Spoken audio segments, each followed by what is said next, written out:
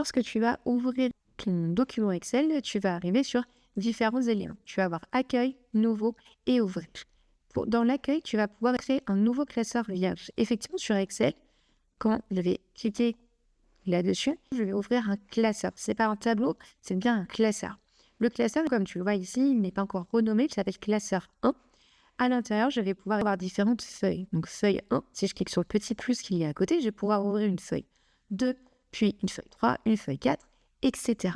Donc, un classeur Excel est composé de différentes feuilles, comme tu le vois, et à l'intérieur, les petites cases que tu vois, donc là par exemple ici, je suis en F3, je vais pouvoir le remplir soit de texte, soit de chiffres, par exemple. On y reviendra un petit peu plus tard.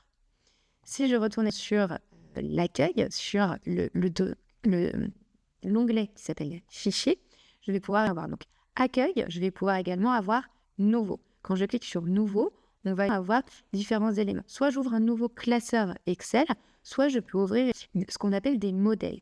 Par exemple, imaginons que vous recherchez, je ne sais pas, une liste, par exemple, vous avez qu'à cliquer dans la barre de recherche Liste, et Excel va vous proposer différents modèles. Ces modèles-là sont bien évidemment modifiables en fonction de ce que vous souhaitez, mais en fonction du code couleur de la charte graphique de l'entreprise. Imaginons qu'ici, c'est quelque chose que je cherche à avoir. Je n'ai juste qu'à double-cliquer dessus et je vais déjà avoir la liste qui m'intéresse avec des choses qui sont déjà rentrées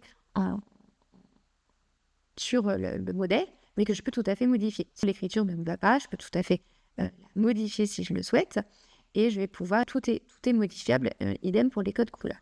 Si je retourne donc du coup sur l'onglet Fichier, j'ai également Ouvrir. Dans Ouvrir, effectivement, je vais avoir tous les éléments qui sont enregistrés sur mon ordinateur. Donc, à voir où est-ce qu'ils sont enregistrés, bien sûr. Soit ils sont enregistrés sur le OneDrive si vous en avez un, soit sur votre PC, soit sur la possibilité de parcourir. Et donc là, à ce moment-là, vous allez avoir, en fonction de ce que vous souhaitez, différents éléments que vous pouvez rechercher et ouvrir par exemple sur Excel. Là par exemple j'ai un test Excel, si je double-clique, ça va m'ouvrir mon classeur qui s'appelle test Excel. Donc à partir du moment où vous allez ouvrir à Excel, vous allez avoir accueil, nouveau et ouvrir.